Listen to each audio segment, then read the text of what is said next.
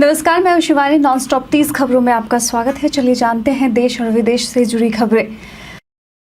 प्रधानमंत्री नरेंद्र मोदी ने नवरात्रि के 7वें दिन महासप्तमी पर मां काली की पूजा की। उन्होंने एक्स पर एक वीडियो साझा करते हुए कहा कि यह दिन मां कालरात्रि की पूजा का पवित्र दिन है। नवरात्रि का यह उत्सव 3 अक्टूबर से 11 अक्टूबर तक मनाया जा रहा है। संयुक्त राष्ट्र जनसंख्या कोष की कार्यकारी निदेशक नतालिया कनीम ने भारत की गरीबी में कमी, विद्युतीकरण और स्वच्छ पानी एवं स्वच्छता में प्रगति की सराहना की है। उन्होंने मातृ मृत्यु दर में कमी और बाल विवाह में गिरावट को भी महत्वपूर्ण माना। कनीम ने भारत के डिजिटल नवाचारों और महिलाओं के नेतृत्व वाले विकास के प्रति प्रतिबद्धता की प्रशंसा की। केंद्रीय कैबिनेट ने प्रधानमंत्री गरीब कल्याण योजना के तहत मुफ्त अनाज वितरण को दिसंबर 2028 तक जारी रखने की मंजूरी दी, जिसका खर्च 17,082 करोड़ रुपए होगा। इसके अलावा राजस्थान और पंजाब के सीमावर्ती क्षेत्रों में 2,280 किलोमीटर सड़क निर्माण के लिए 4,406 करोड़ रुपए का निवेश किया जाएगा। गुजरात के लोथल में नेशनल मैरीटाइम हेरिटेज कॉम्प्लेक्स के निर्माण को भी मंजूरी मिली। हरियाणा विधानसभा चुनाव में बीजेपी की जीत ने पार्टी का हौसला बढ़ाया। पीएम मोदी ने कार्यकर्ताओं को संबोधित करते हुए कांग्रेस पर जातीय राजनीति और विभाजन की साजिश करने का आरोप लगाया। उन्होंने कहा कि दलितों और ओबीसी ने बीजेपी का समर्थन किया, जबकि कांग्रेस ने किसानों को भड़काया। विवादित इस्लामिक स्कॉलर जाकिर नाइक का वीडियो सोशल मीडिया पर वायरल हो रहा है, जिसमें वो पाकिस्तान इंटरनेशनल एयरलाइंस पीआईए की आलोचना कर रहे हैं। नाइक ने कहा कि पाकिस्तान में उन्हें अपेक्षित सम्मान नहीं मिला और भारत में एयरलाइंस उनके अतिरिक्त सामान के शुल्क माफ कर देती है। भारतीय रेलवे ने तीर्थ पर्यटन के तहत श्री रामायण यात्रा पैकेज लॉन्च किया है, जो 28 नवंबर से शुरू होगा। यह 16 रात और 17 दिन की यात्रा होगी, जिसमें अयोध्या, जनकपुर, सीतामढ़ी, वाराणसी और प्रयागराज जैसे प्रमुख धार्मिक स्थलों का भ्रमण शामिल है। खर्च 1,68,420 रुपए से शुरू होता है। दिल्ली उच्च न्यायालय ने डूसू उम्मीदवारों को मतदान के दौरान परिसर की गंदगी साफ करने का निर्देश दिया, अन्यथा मतगणना नहीं होगी। अदालत ने चुनाव प्रक्रिया को बाधित करने का इरादा नहीं जताया, बल्कि सार्वजनिक संपत्ति की रक्षा का संदेश दिया। अगली सुनवाई 21 अक्टूबर को होगी। हरियाणा विधानसभा चुनाव 2024 में बीजेपी ने शानदार जीत दर्ज की, लेकिन आदमपुर सीट पर भजनलाल परिवार को 56 साल बाद हार का सामना करना पड़ा। कांग्रेस के पूर्व आईएएस चंद्र प्रकाश ने बीजेपी के भव्य बिश्नोई को 1,268 वोटों से हराकर सीट जीती। चंद्र प्रकाश 2017 में रिटायर हुए थे। भारतीय रिजर्व बैंक आरबीआई ने रेपो रेट को 6.5% पर स्थिर रखा है और यूपीआई के लिए ट्रांजैक्शन लिमिट बढ़ाई है। यूपीआई 123 पे की सीमा 5,000 से बढ़ाकर 10,000 और यूपीआई लाइट वॉलेट की सीमा 2,000 से 5,000 कर दी गई है, जिससे फीचर फोन उपयोगकर्ताओं को डिजिटल भुगतान में आसानी होगी। हैदराबाद में एक शख्स ने अपनी पत्नी, जो डिप्टी एग्जीक्यूटिव इंजीनियर है, पर रिश्वत लेने का आरोप लगाया। उसने सोशल मीडिया पर वीडियो शेयर किए, जिसमें पत्नी के पास नोटों के बंडल दिखाए गए हैं। पति ने तलाक की अर्जी भी दी है। स्थिति की जांच चल रही है। ईरान में हालिया भूकंप के पीछे संभावित कारणों पर चर्चा हो रही है। कुछ का मानना है कि यह भूकंप ईरान के परमाणु परीक्षणों के कारण हो सकता है, जबकि अधिकांश भूवैज्ञानिक इसे प्राकृतिक मानते हैं। परमाणु परीक्षण शक्तिशाली विस्फोट होते हैं जो भूकंप और अन्य खतरनाक प्रभाव उत्पन्न कर सकते हैं।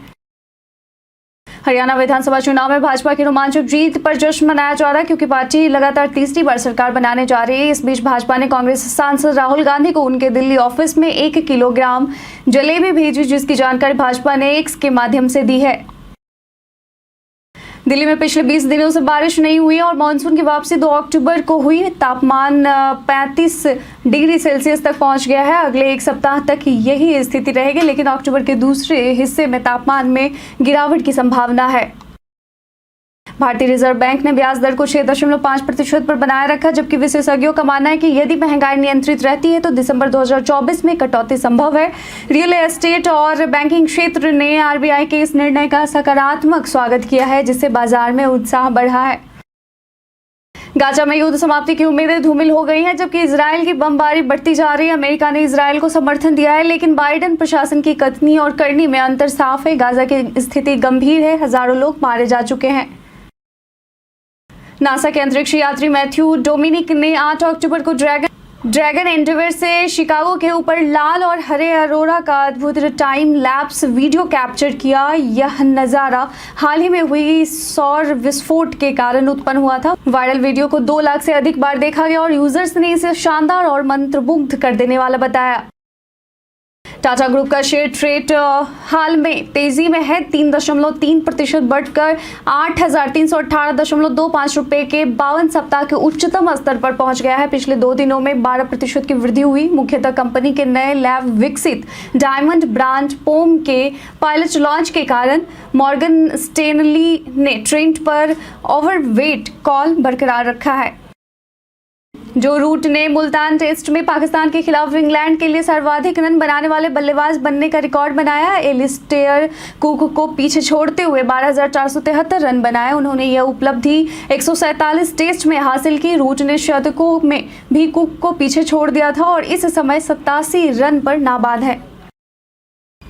मध्य प्रदेश के जल संसाधन मंत्री तुलसीराम सिलावट ने कनाजिया में स्थित 300 वर्ष पुरानी अहिल्या बावरी के जीर्णोद्धार का शुभारंभ किया। 50 लाख रुपए की लागत से होने वाले इस कार्यक्रम में लोक माता देवी अहिल्याबाई होलकर की प्रतिमा, गार्डन, मंदिर और बाउंड्री वॉल का निर्माण शामिल है। बावरी को आदर्श रूप में विकसित किया जाएगा। बिहार के जहानाबाद में आज एक सड़क हादसे में पटना से गया और जा रही बस को हाईवा ट्रक ने टक्कर मारी। बस में 23 विदेशी बौद्ध भिक्षु सवार थे, जिनमें से 8 घायल हो गए हैं। 3 की हालत गंभीर है। हादसा NH 83 पर सलेमपुर गांव के पास हुआ, जबकि भिक्षु बौद्ध गया लौट रहे थे।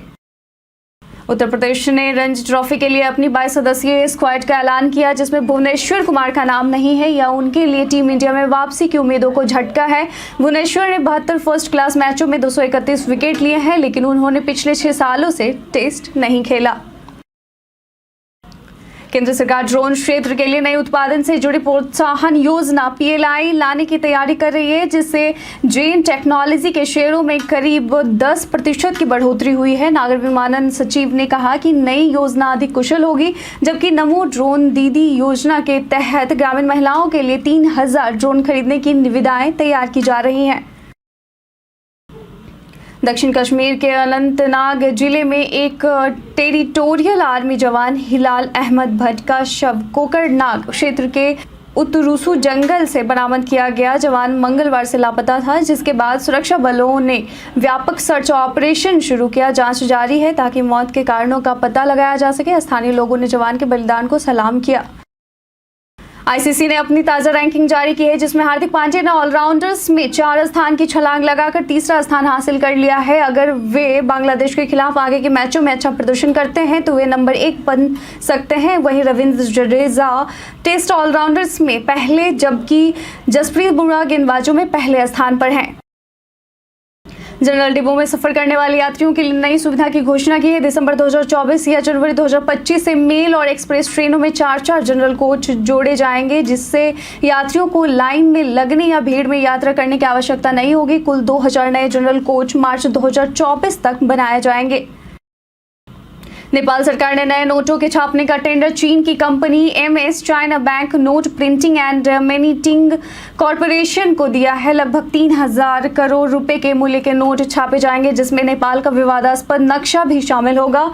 यह निर्णय ग्लोबल टेंडर के बाद लिया गया है और टेंडर की राशि 72 लाख अमेरिकी डॉलर है।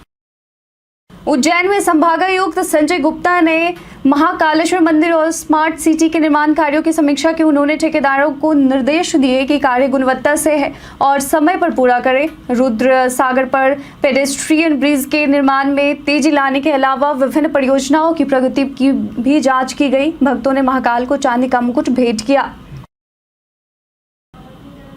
रेड हेरिंग प्रोस्पेक्टस दाखिल किया। यह IPO 15 अक्टूबर से 17 अक्टूबर तक सब्सक्रिप्शन के लिए खुलेगा। इसमें केवल ऑफर फॉर सेल के जरिए 14.2 करोड़ इक्विटी शेयर बेचे जाएंगे। IPO का कुल मूल्य $3 अरब है। प्राइस बैंड 9 अक्टूबर को घोषित होगा। सीजेआई जस्टिस डीवाई चंद्रचूड़ 10 नवंबर को रिटायर हो जाएंगे। अपना पद छोड़ने से पहले उन्होंने कहा कि मैं नवंबर में भारत का मुख्य न्यायाधीश के रूप में अपना पद छोड़ने वाला हूं। इस दौरान मेरा मन भविष्य और अतीत को लेकर चिंताओं से भरा हुआ है। मैं खुद से यह सवाल पूछता हूं कि मैंने वो सब किया जो मैंने तय किया था। इतिहास मेरे कार्यकाल को कैसे याद रखेगा? क्या मैं कुछ और बेहतर कर सकता था? मेरे द्वारा छोड़ी गई विरासत आने वाली पीढ़ियों के लिए कैसी होगी?